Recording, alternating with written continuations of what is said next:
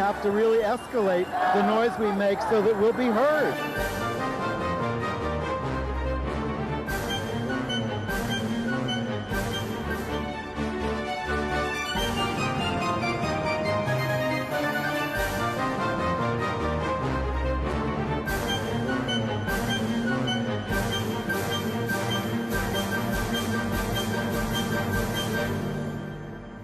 Welcome to Gay USA, where the big LGBT news keeps coming.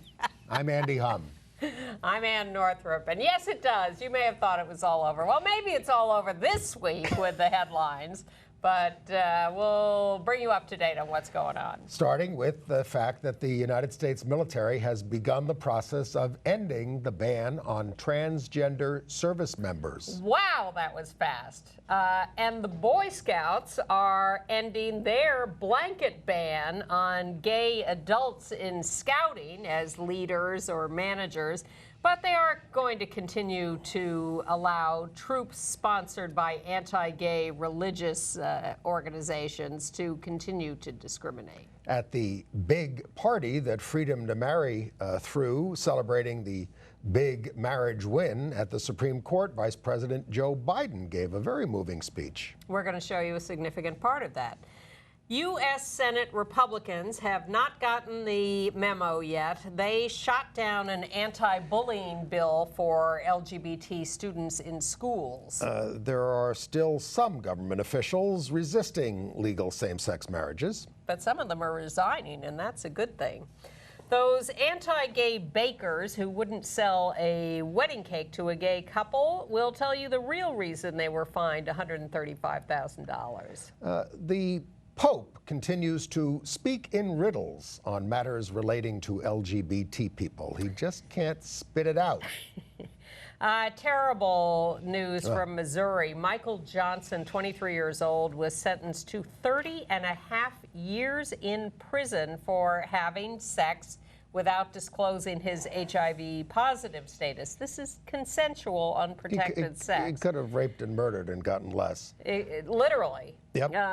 But some, at least, are condemning the sentence as barbaric. And you know, we think we've got a good thing going here at Gay USA, and we'd like to appeal to you to extend the reach of the show by telling your friends about it. If you're on our email list, if you write to me at andyhum@AOL, forward that to your friends. Get it out there so more people can learn about all these things and we can get this all over with. They can go directly to our Facebook page, our Gay USA Facebook page, and watch the show every week there. Or go to our website where you can listen to our podcast and get a direct link to video every week. So please. GayUSATV.org. Help us out. Thank you. If we're going to refer them to the website, we should tell them what the address is. Absolutely. We have it up on the screen there, too, GayUSATV.org. But for you podcast listeners, that's GayUSATV.org. Yeah. All right. All right, well, let's start with the news. And frankly, I was astonished at this first headline that the Defense Department has suddenly announced that they're moving to allow open service by transgender service members. Well, I'm a regular viewer of the Gay USA show, and there were hints of this coming. So what the Secretary of Defense, Ashton Carter is his name? Yes. Ash. Ash Carter. What he's done is said we've got a 6-month plan to explore the lifting of the ban, although leaning toward, basically I want to do it, but let's see how we're going to do it. And in the meantime, I think he was a little more definite than that. Yes. And in the meantime, transgender service members will not be thrown out of the military. Exactly. But if you are transgender and you're trying to get into the military, not yet. If you were to guess, I'll bet you know the answer to this. I'm turning this into a game show. How many transgender people would you say are currently serving in the United States Armed Forces? I did see that estimate. I didn't write it down. Why don't you tell us, Ann? 15,000 plus. So that's a significant number. This is not just 2 or 3 people hiding among the ranks. This is a large number of people who are now going to be liberated to live their lives openly, just as gay, lesbian, and bisexual people were liberated at the end of Don't Ask, Don't Tell a few years ago. It's huge. All the advocacy groups are on board with this, from what I can tell. Sure. One of the most significant groups in promoting this change is a group called Sparta. Service members, I'm going to Sparta. Sparta. S-P-A-R-T-A. And they have a long document on their website that is an FAQ, a frequently asked questions document that will explain all of this to you, whether you are in the armed forces, want to be in the armed forces, just want general information about this.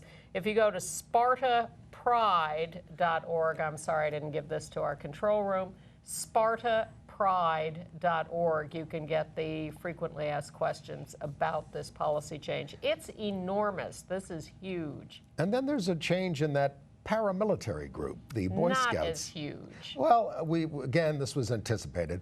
The executive committee of the Boy Scouts ended the blanket ban on gay scoutmasters, but it still allows those troops that are sponsored by anti-gay religions to discriminate. Which is a lot of them. Yeah, well, yeah, because the Mormons and the Catholics are the big ones. Yeah. The National Executive Board votes on July 27th.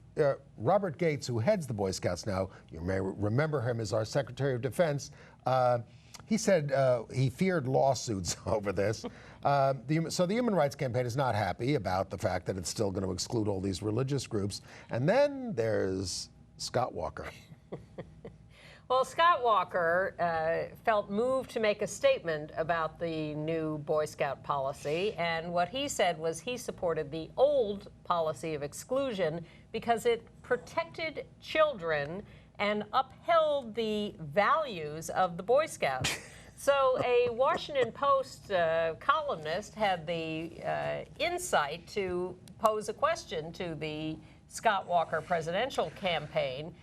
So is what you're saying that gay men are a threat to young people, to boys? And the campaign had no comment or no response yet. It's unbelievable that they would well, what stoop to other? this. I mean, what other reason were they holding on to? I mean, reason for not allowing gay scoutmasters?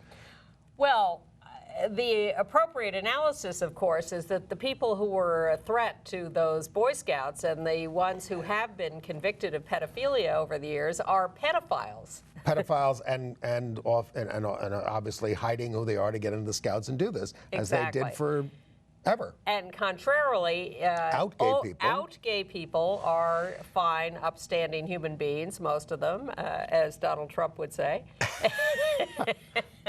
I'm sure some of them are, he would say. I'm sure some of them are. And are the people who should be leading scout troops. I think of the lesbian mom who was kicked out as a troop leader of Boy Scouts because she was a threat to the Boy Scouts? Well, it was a threat to the structure of the Scouts, which is mostly run by Mormons and Catholics. Yeah. And that was the reason. So we're on our way there. We're not all the way there. Religion is still a stumbling block, as we will continue to discuss on this show. Yeah. And then there's the Congress. Senator Al Franken has been pushing this anti-bullying bill, the Student Non-Discrimination Act, for a long time. So he added it as an amendment to the No Child Left Behind bill. And to pass an amendment, he needed 60 votes on a cloture vote because, we don't have majority rule in the Senate. And it got 52 votes, all of the Democrats and 7 Republicans. But 45 Republicans voted against, so it did not pass. Senator Lamar Alexander, Republican from Tennessee, called it a federal intrusion into education. Now, they're happy to intrude when it's on their list of moral values, but when it has anything to do with anything progressive, or certainly anything pro-LGBT, then suddenly it's an inappropriate intrusion. In the height of the AIDS crisis, I remember when they voted 98-2 to ban the promotion of homosexuality. Which was only ameliorated by, I think it was Ted Kennedy insisting that they then pass a law forbidding the promotion of heterosexuality, yes. too. By the way, we celebrated the 25th anniversary of the passing of the Americans with Disabilities Act this weekend. We had a big parade in New York, and that covered people with AIDS from the beginning, which was a great thing. Right. But Jesse Helms at the time, on the floor, I don't think it was an amendment, he said, I want to make clear that homosexuality is not a disability, something we could agree on. Anyway, that was back then. Right, and we should mention in this context that a bill was introduced to prevent the abuse of teens in residential programs, prohibiting anti-LGBT discrimination and prohibiting conversion therapy. So that's in the That's also works. headed, what, for a 52-45 vote? Well, I don't know. I don't know when they're going to get tired of opposing these things. Me too. There's another bill introduced at the other end of the age spectrum by Senator Bennett of Colorado, Democrat, reintroducing the LGBT Elder Americans Act to identify us as a vulnerable population. And make more resources available. And the Housing and Urban Development, HUD, has announced that they're going to take steps to eradicate discrimination versus older LGBT people in government-assisted housing. We were a significant topic at the White House Conference on Aging. They have designated older LGBT people as a vulnerable population, and it establishes a national resource center on LGBT aging. Thank you. As I say, as an older LGBT person. All right, let's get back to marriage because we are not through with that yet. And we are not through with Scott Walker because as he made his announcement that he was running for president, he proceeded to announce some more conservative, less nuanced positions than he has taken in some recent years because he wants to win the Iowa caucuses, and Iowa's Republican primary voters or Republican caucus voters are notoriously conservative. It was won by Rick Santorum last time. And by Michelle Bachmann before then. So Scott Walker has announced that he now supports a constitutional amendment to allow states to re-ban same-sex marriage. And this is of great interest to his wife's cousin, who is a lesbian, whose wedding to her partner, Scott Walker, attended. There they are. This was, I bet, well, a little bit ago when they did this. Not too long ago. Not too long ago. Lesbian couple in the middle, Scott Walker on the right, Scott Walker's wife, Tonette, on the left. It is her cousin, who's one of the members lesbians of the couple. are named Kathy Priem, and Shelley is Tonette Walker's cousin. But they say he's supportive of their relationship. No, he's not.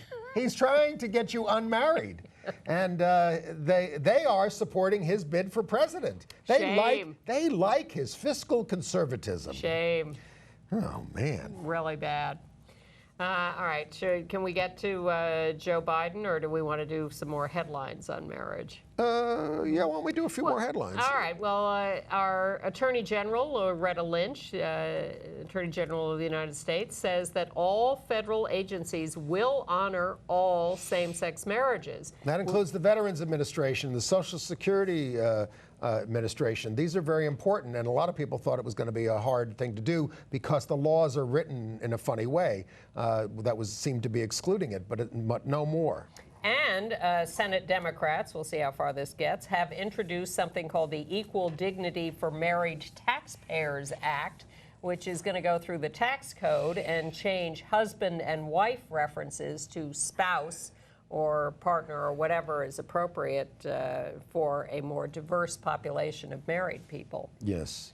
In Alabama, the Attorney General there, Luther, is it Strange? Yes. On Monday said that all state agencies will now grant the same rights and privileges to same-sex couples as for heterosexual married couples. But and Kansas, we told you last week that Kansas, under the very anti-gay Governor Brownback, was begrudgingly giving some benefits to same-sex married couples, but withholding others. They now have announced they will allow same-sex married couples to file tax returns as married couples. And he also says his executive order on religious freedom doesn't apply to local governments. So, I don't know.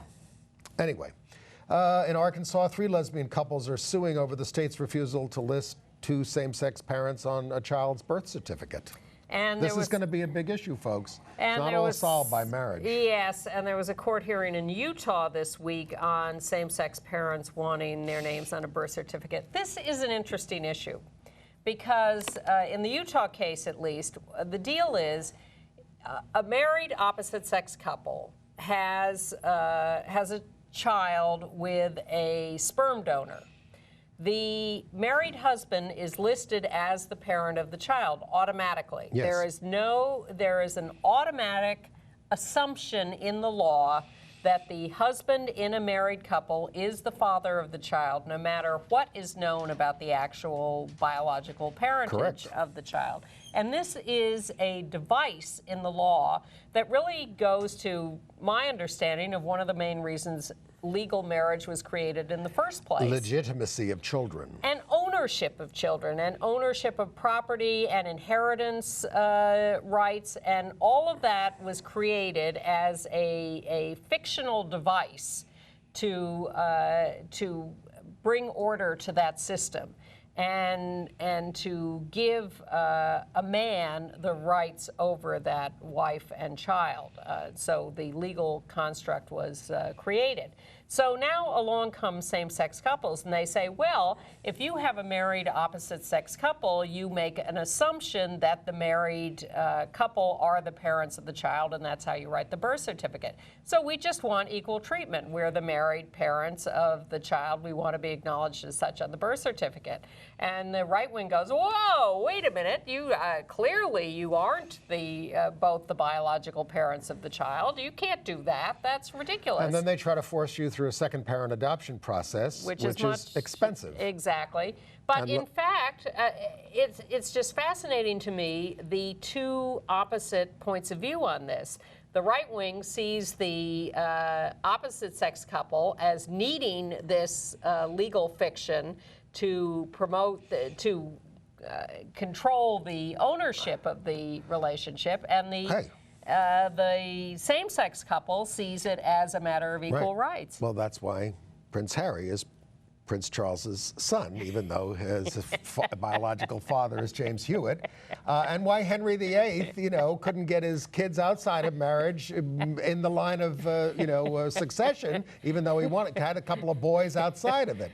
But wouldn't be acknowledged because they weren't married. Right. And God knows who was, as we know from Wolf Hall, who was screwing Anne Boleyn and who those kids were. It's a mess. Yes, but it was assumed, because it was born of the Queen, that it was Henry's child. Man, what a mess. All right. Woo! All right. Walmart, by the way, is being sued for denying spousal health insurance to same-sex spouses. Now, Walmart began offering spousal benefits in 2014, once after the Windsor decision. But this couple that's suing was married in 2004, and they're doing a class action for all legally married employees denied benefits prior to January 1st, 2014. It's a suit from gay and lesbian advocates and defenders. And they're calling it sex discrimination because as a legally married couple, they would have been acknowledged by Walmart if they were opposite sex, but since they're same sex, they were discriminated against. All right. In Texas, there's a judge who said, all right, I'll marry same-sex couples, but only if you sign a statement acknowledging that I hate your marriage and there will be no photos in the courtroom. It's just too much. In Nebraska, a state judicial ethics committee says judges and court officials can't refuse gay weddings, and if they do, heterosexual ones. And there are some clerks and judges around the country, a few of them who are resigning their jobs rather than conduct same-sex weddings, and we applaud them for following through on their oath to uphold the Constitution. And if they can't do it, they're leaving their jobs. In Dent County, Missouri, they lowered the flags to half-staff to mourn the SCOTUS decision on marriage. We feel sadness, shame, and outright revulsion of the U.S. High Court's stamp of approval on what God speaks of as an abomination. This is a government body, folks. So they got some pushback. And the Dent County Commission, they reversed themselves, and they say they will. And they are adhering to the law there, despite their distaste for this. Yeah. A little advance in Philadelphia, Margie Winters, who was the married lesbian who was the religion teacher at the Catholic elementary school and was fired, has written to the Pope asking for More about him later. yeah, dispensation. But hundreds of parents met to support her. She had originally been ratted out as a married lesbian by one or two parents to the archdiocese. The archdiocese originally said that they weren't involved, that the school was independent, but now the Archbishop of Philadelphia has complimented the school for upholding Catholic standards by firing her. It's common sense. But those radical Jesuits at Fordham University, their theology, the chair of their theology department married his partner in the New York Times announcement of their wedding, and the school's fine with it. They say... we wish them all happiness. But we're still not allowing any form of birth control to be distributed to any of our students anywhere near this campus. Okay. A conservative coalition held a meeting in Dallas to start a new campaign called Real Marriage, One Man, One Woman for Life. They claim they're going to engage in civil disobedience. They're going to target pro-same-sex marriage businesses for attack. Hard to tell how real this is or how much effect they're going to have. Like the statistic from North Carolina is that out of 672 magistrates, 14 have opted out of performing marriages over this. So this is catching on, I think. The marriage, not the marriage, civil disobedience. Virgin Islands, the governor signed an executive order allowing same-sex marriages under the Obergefell decision. But in American Samoa, what's going on there? There was like, oh, here it is. They're still reviewing to see if Obergefell, the decision of the Supreme Court in the marriage case, is applicable to them. They have a slightly different status, do they not? We have a question about that, too. I think it's time to get to Joe Biden. Okay. So Freedom to Marry, Evan Wolfson's organization, held a big celebration last week. 1,000 people? 1,000 plus. Noisy. Big. My whole life passed before me. That's why I didn't go. Yeah. To celebrate the marriage decision. And believe me, if I hadn't seen Evan a couple of times here recently, I would have gone. But it was evidently a grand celebration. And one of the main speakers was Vice President of the United States, Joe Biden. Who Evan used to work for as an intern years ago. Many years ago, in the mid-'70s, in Biden's Senate office. And Evan told the story here, I think, of how Biden called him immediately when hearing of the Supreme Court decision to congratulate him on his work. So Biden came to this big celebration and spoke to the crowd, and he thanked Evan and talked about what a great guy he was. And we want to show you about 6.5 minutes of his speech. And there are a couple of things to note. One, he talks about how he's always supported us, blah, blah, blah, blah, blah. But he has a little moment in there of, he may have had a political problem. He voted for DOMA. Voted for the Defense of Marriage Act. But he's certainly the guy who brought the president around on this within days of appearing on Meet the Press. Pushed him over the edge a little. Yes, it just took a couple of days. And certainly has been completely on our side and is a great supporter. This is a much better tape of Joe Biden than the last one we showed during the 2008 campaign when he gave a very rambling answer on gay stuff, which was kind of crazy. But I thought this speech was terrific. I was in the room. And he also, what I also loved about it is, you'll see this, he talks about Evan sort of putting a spin on human rights, and how Biden used that to sort of get Robert Bork in the Senate hearings on his confirmation. Well, let's show him the tape. Okay. Joe Biden. I just want you to know that I really do think it is an incredible job that you've all done. Even when Evan was my intern back then, Evan did a great job. This has been a heroic battle, but it's been based on a very simple proposition, best expressed, at least to me, by my dad when I was a 17-year-old kid. My dad was one of those, as the Irish say, the highest compliment you give someone is he was a good man. My dad was a good and decent man. And I learned early on I didn't like digging ditches in the summer with construction crews, so I became a lifeguard. And, but they paid a lot more money. I was in the county system, in the county pool, and they paid more money in the city.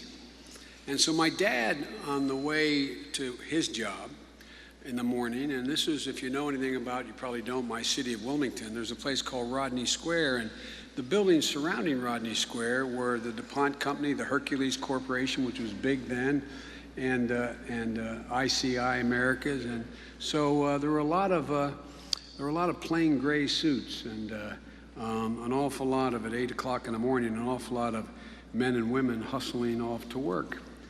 And but the courthouse is in that square. And my dad pulled up to let me run out and get an application for this job in the city, and then I was going to drive him to work and drive myself home. And as we were stopped at the light, two men on the right, very well-dressed men, obviously business people working for either Hercules or DuPont, turned and embraced one another and kissed each other. And they went their separate ways. I'll never forget, I turned and looked at my dad, just looked at him. And I'll never forget what he said. He said, "Joey, they love each other. It's simple. They love They love each other. It's simple." That's what this has been all about from the beginning. It's never been that complicated for me because of the parents who raised me. That's why I didn't have any problem. I had some political problems, but I didn't have any problem. And I didn't have any problem with the president directly and honestly answering that question on Meet the Press that you showed. Now here, no, I don't say that because look, I got involved in public life because of civil rights. This was the civil rights movement of our generation. This is what this decision is as consequential as Brown versus the board. And so, and it's always been, the reason I've been so confident, it's always been a simple proposition. But it hasn't been simple for a lot of you, especially those of you who are older. Pursuing this simple proposition for many of you standing in front of me took courage. It took moral courage, but it took physical courage. Physical courage. As you came out and stood up and made your case, unlike me, you risked a great deal. I risked nothing holding this position I have had for so many years. In 1983, there was a Harvard Law essay making the constitutional case for marriage equality, written by a young man who wrote, and I want to quote, he said, "Human rights illuminate and radiate from the Constitution, shedding light on the central human values of freedom and equality."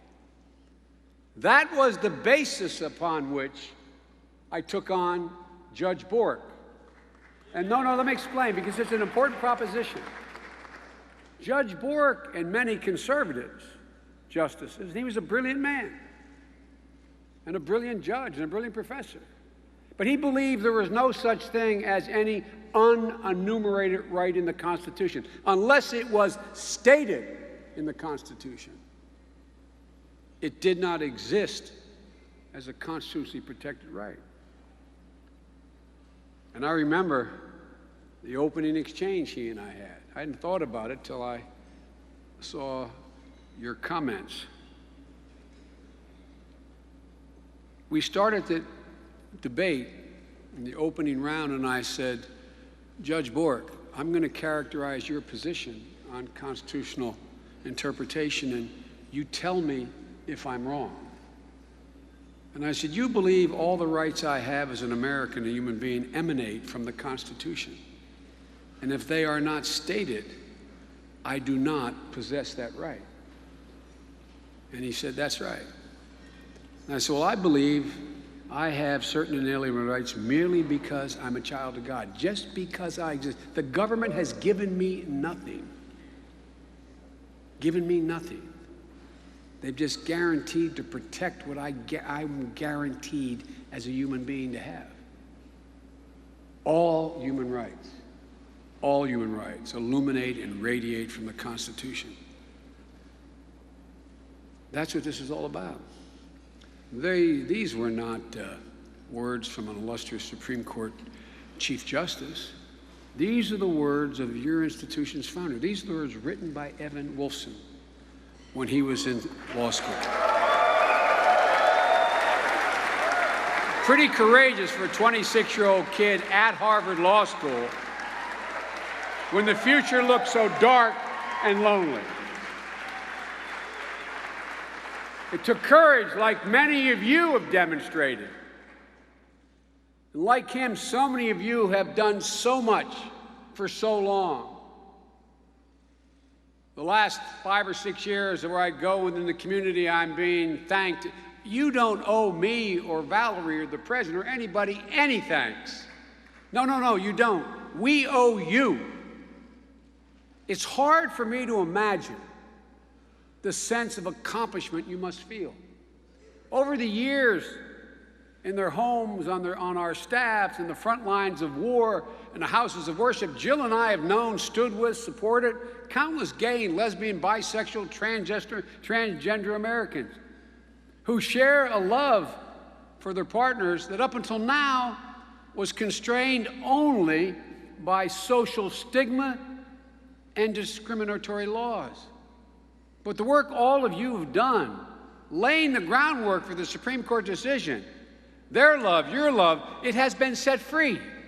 It has been set free like it never has before in America. In fact, because of you, and I mean this sincerely, in my view, if you check the history of the Supreme Court, the country has always been ahead of the court, always been ahead of the court in every major reaffirmation or assertion of a basic human right.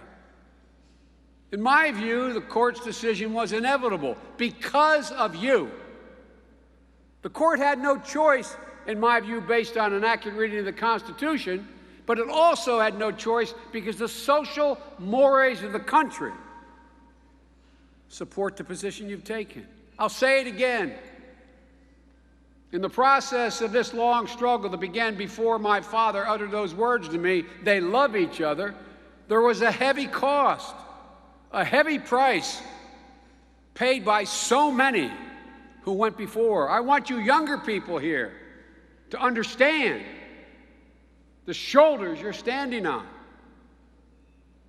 Your courageous efforts not only set you free and the LGBT community free, but it freed millions and millions of straight women and men. It freed them in a way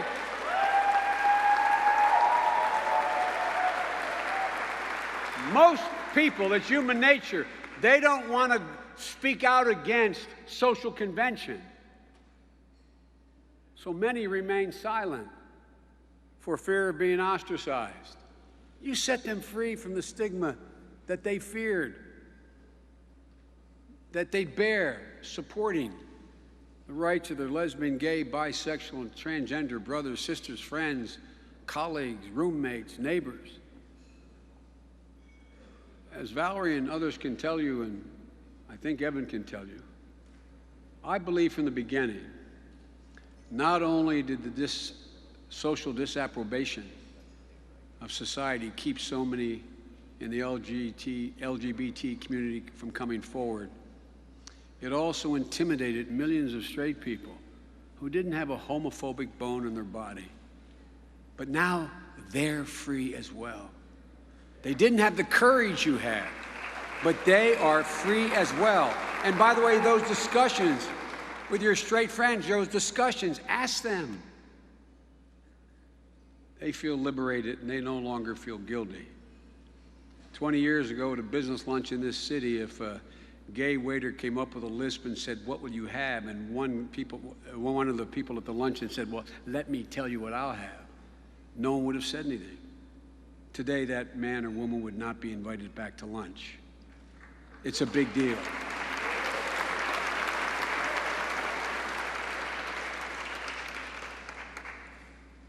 As I said back in May of 2012, I believe a majority of the American people agreed with me and agreed with you years before this decision was made. But now it's settled. It's settled in law. But as you know better than anyone, although this is a gigantic step toward equality, there are still many more steps that we have to take and so much more to do.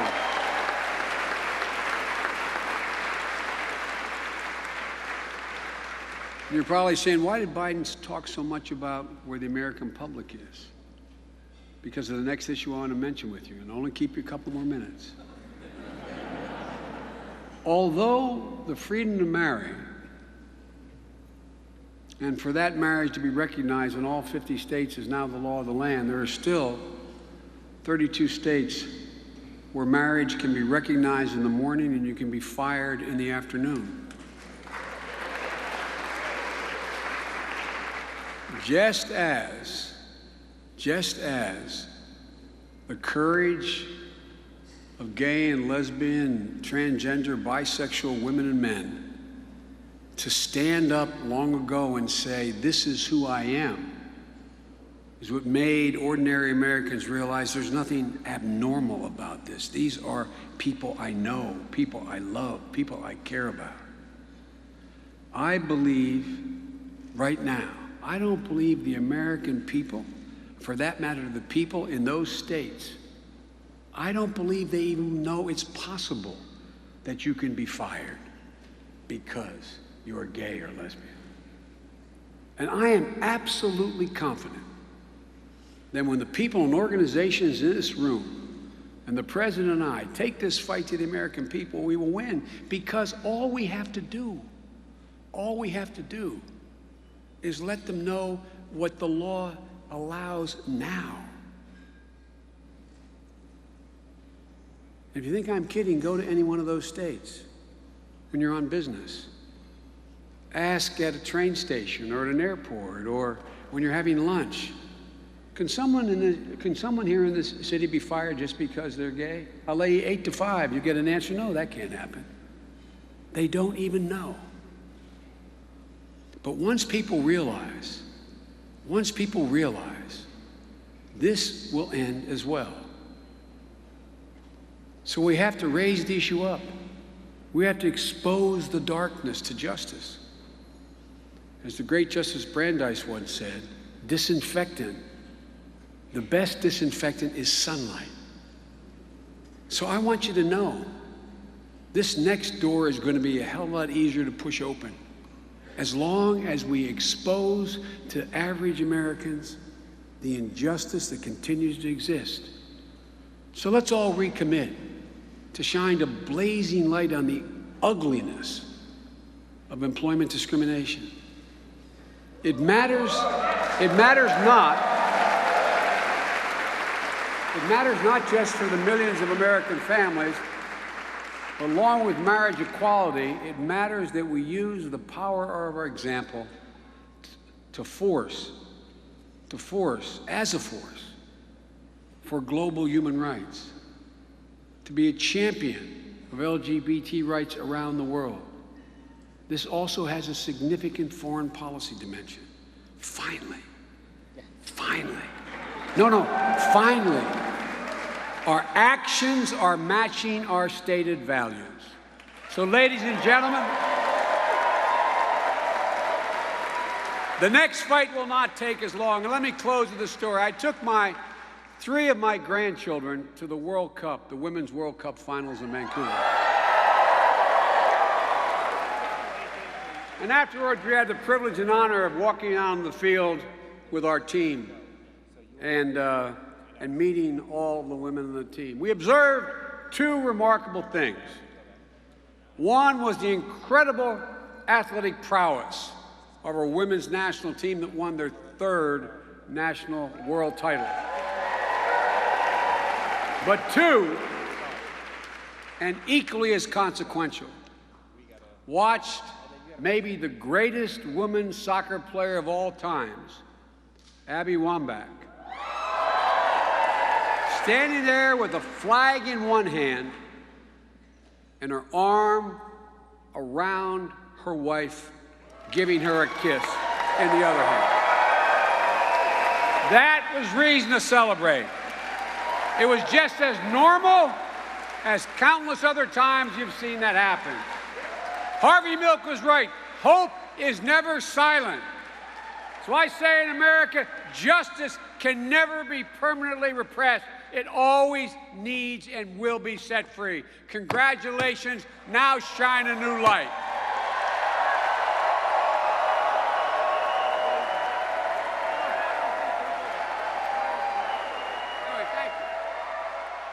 Thank you. Hey, let's get him in as a co-host. I think we've seen enough of him right now, and that did go on longer than I expected. But that's always true of Joe.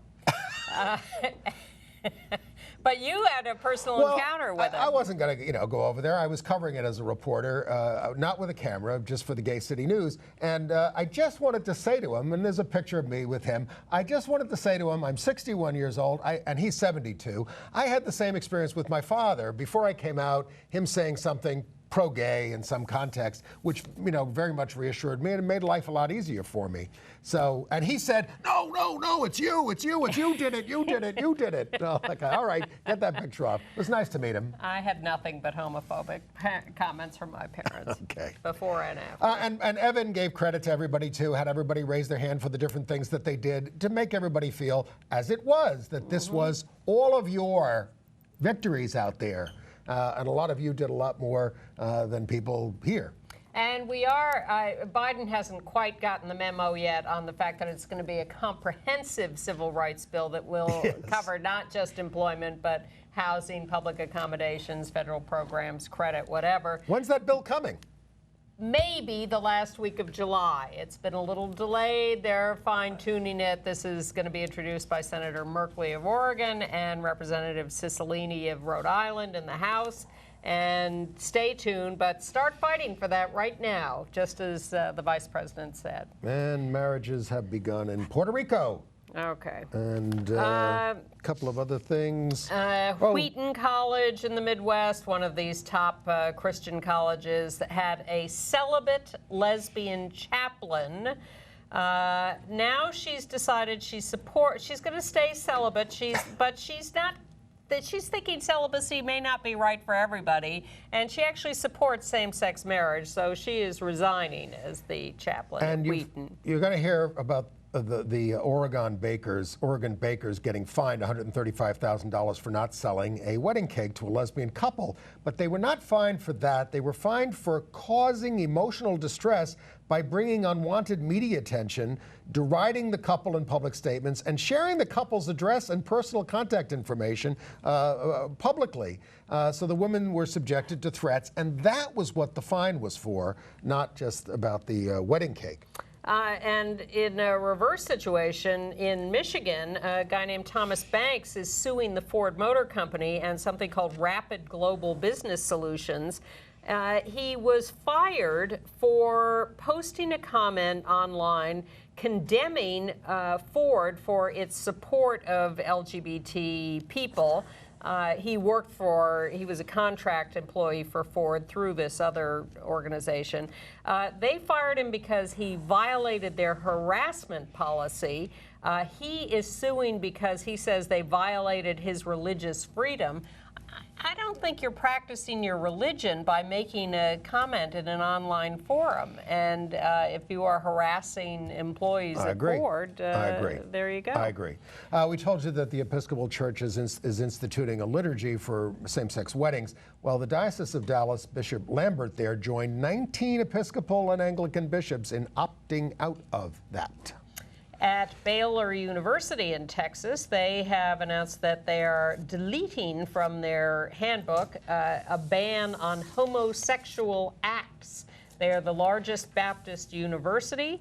And Soulforce, you may remember over the years we've had Soulforce people in here. They went on campaigns where they'd go to all these religious colleges and engage with students and get arrested in civil disobedience. And Baylor was a place they'd visited a couple of times, and Baylor has now changed its policy. And in the District of Columbia, 20 transgender patients were denied treatment at MedStar Georgetown University Hospital because of transgender status. The hospital says gender transition surgery is no longer offered, but anonymous staff there say they had gotten the complaints had been lodged by conservative Catholic officials, and D.C. law requires insurers to cover gender transition. And also in D.C., a transgender woman was attacked by kids on a metro bus. And in Detroit, a gay man, Henry Hoskins, who's a guy with a disability, was beaten and robbed by a guy he met online. But he and his mother went on TV to talk about this and report this crime. And the 10th Circuit has rejected the Little Sisters of the Poor RFRA suit, religious freedom suit, against the contraception mandate. The court said there's no substantial burden on them. A transgender woman in Brooklyn, Lucky Michaels, is suing Bobby's department store. She bought an air conditioner, and she's walking out the door with it, and the owner starts pursuing her, thinking, here's this transgender customer, probably stole the air conditioner. And she's going across the street, and he's running after her and yelling at her. And she says, well, I got the receipt right in my pocket. You can grab it or wait till I get across the street. He grabs the air conditioner, throws it at her, broke her jaw, called the cops. The cops arrested the owner. Oh, good. Oh, good. Yes. Well, good news. And in Crown Heights, Brooklyn, a trans woman, 26, was threatened with death outside her own apartment on July the 6th. At Kensington and Lefferts Avenues, a group of men hurling racial and homophobic slurs. And in San Francisco, in the Mission District, there's an LGBT mural that has been vandalized 3 times. I have a picture of it there. It's been spray painted twice, and now it's been the victim of an arson attack. You can see all the smoke and fire on the left-hand side there. We have about 10 or 11 minutes left. Let's tell them what's happening in the world. Okay. Germany is still opposed to same-sex marriage. Angela Merkel doesn't want it. She says she's very religious.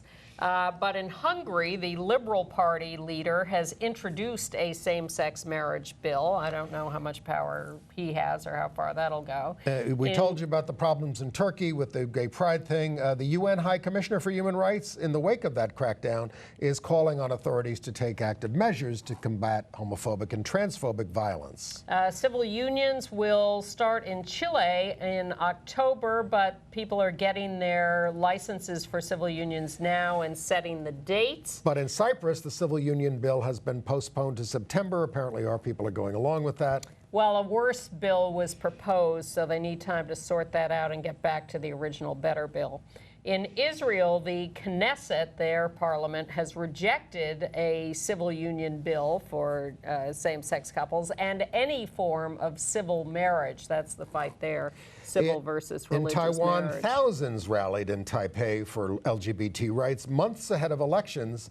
A majority there now favors same-sex marriage. And in Japan, LGBT activists are petitioning for marriage rights there. But Facebook is blocking an Ethiopian lesbian activist who won't use her real name. She was using it as a social network for organizing. Yeah, because it's so easy to be out in Ethiopia.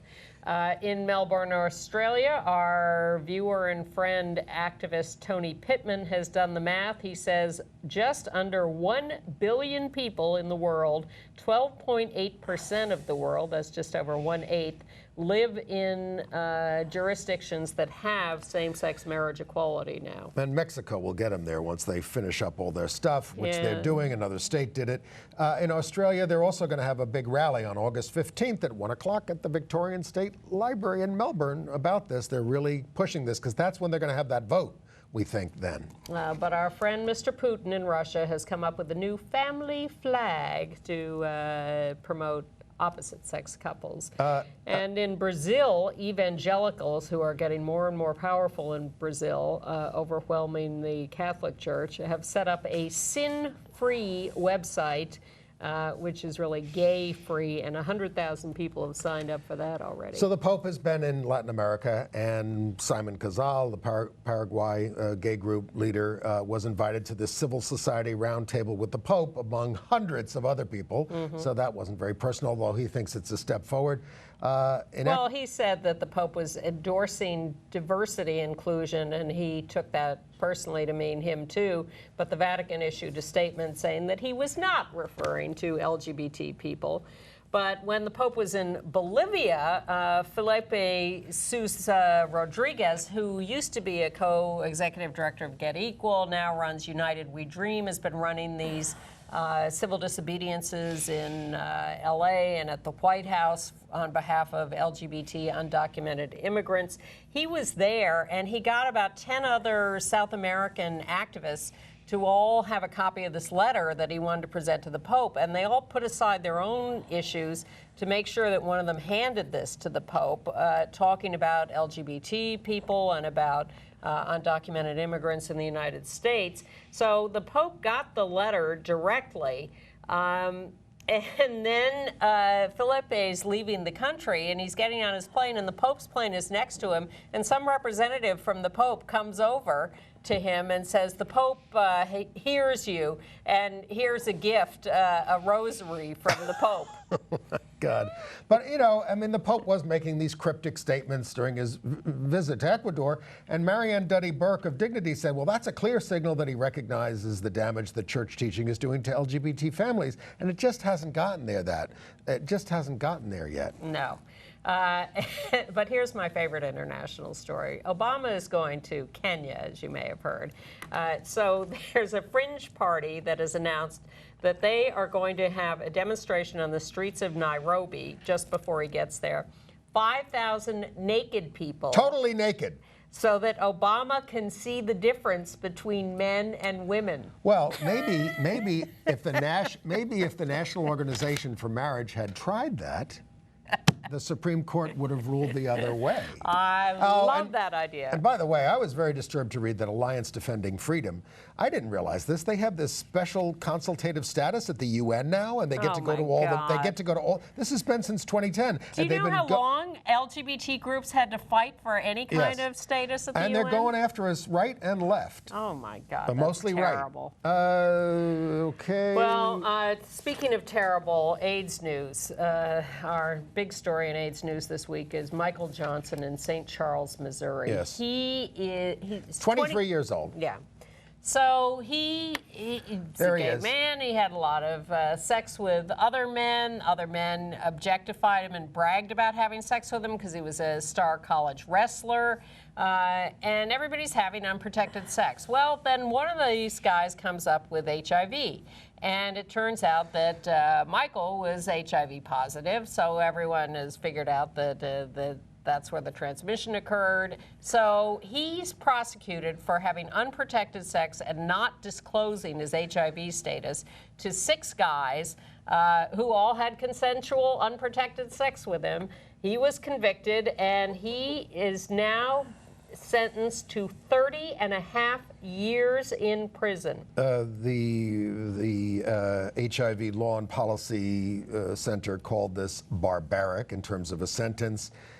You know, they're trying to point out that this is a chronic manageable disease now. I mean, but the point is that you have to protect yourself. Exactly. I mean, it's not a good thing if somebody lies about their status, if you're in a long-term relationship with them or something. But if you're tricking around, you're not supposed to believe anybody on a first date. You know, seriously, and you're folks. supposed to take responsibility for yourself. Take protection. You can't always tell. And this is, of course, going to drive people away from testing, because once you get tested and you've got it, and then you don't disclose, you can face 30.5 years in prison. Terrible. Terrible. He could have been convicted of second-degree murder and gotten a lighter sentence. It's really just shameful and sad. And it's not like he set out to infect people and murder them or anything like that. He was just having sex. Right. Now, the U.S. House voted overwhelmingly, 344 to 77, to bolster biomedical research, streamline approval of drugs and medical devices. The Senate bill's not likely to pass until much later this year, but this was backed by big pharma, biotechs, and device makers. But consumer groups are now saying, because ACT UP was all about get the drugs online, get them going fast. They're saying that this is based on, if you're going to base things on limited data, it's going to be dangerous for people. Yeah, it's sort of flipped because 25 years ago, we wanted to, 30 years ago, we wanted to streamline the process. And now Big Pharma has sort of gotten hip to, hey, we can make more money if we can approve these drugs faster and easier. So they're now the ones behind this, and the TAG, other consumer groups, whatever, are saying, wait a minute, we need some actual data on And this. if that's not enough, these bills extend abortion restrictions. Yeah.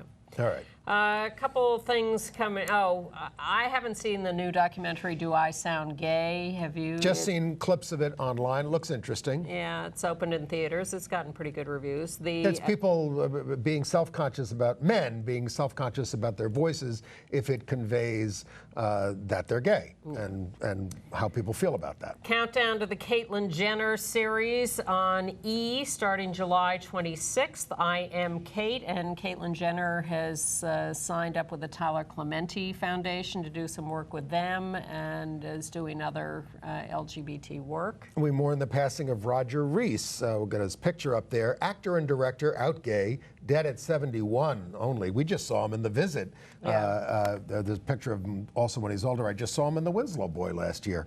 He was on Cheers on TV and movies, and with his husband, Rick Elice, E-L-I-C-E, directed Peter and the Starcatcher, which Rick wrote. So they were a team, and he was a great actor, great actor. Yeah. How about that new Harper Lee novel? Never mind. We've got We just think she looks very much like a lesbian in her younger pictures, but we have no information one way or the other. By the way, we forgot to mention that Ireland passed an amendment in the Senate to the Employment Equality Act to let lesbian, gay, bisexual employees of religious-run organizations, such as schools and hospitals, be out. And now it goes to the doll. We the lower have house. less than a minute to show you some of Blake McIver's new song promoting same-sex marriage. You may remember him as a child on Full House, or now on Bravo's The People's Couch. This is who we are. That's his song, and we'll end with that and see you next week.